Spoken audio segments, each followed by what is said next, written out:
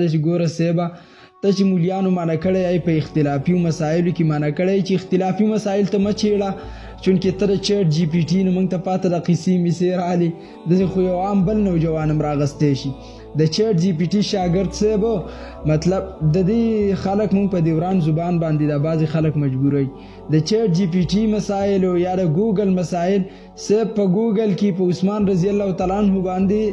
څه خبرې کړي لیکلي وي ام کلثوم او رقیه رضی الله تعالی عنها په باره کې په ګوګل کې ورکړیو چې دا دوانه د پیغمبر علی السلام لونه نه وي دا ستا چیټ جی پی ټي ستا ګوګل دی چیټ جی پی ټي خو ټول غلط معلومات په دیني ترو باندې ورکوي اکثریاتو کې د هغې نه صرف د معنی تپوس کوئ د چیټ جی پی ټي نه او صرف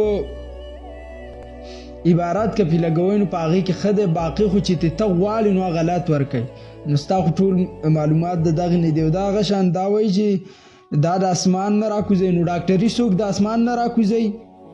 ډریوري څوک د اسمان نه راکوځئ ستا نه زه تپوس کوم انجینري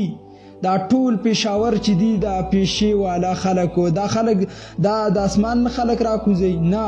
موټر سایکل چل یادی نو دلته به استاز ګوري ګاډي چل یادی استاز به ګوري ګاډي جوړولو چل یادی استاز ګوري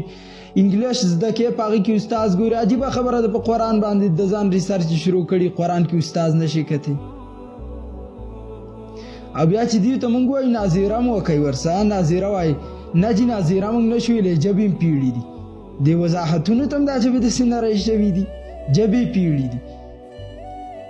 مونځ به وله ورځي نواب هم راپاڅي په مولیانو باندې به تبصرې کوي په قرآن پسې به لګیا چې زه قرآن تفسیر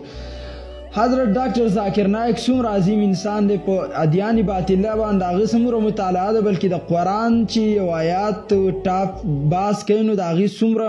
حوالې ورکوي په یو سا باندې ډاکټر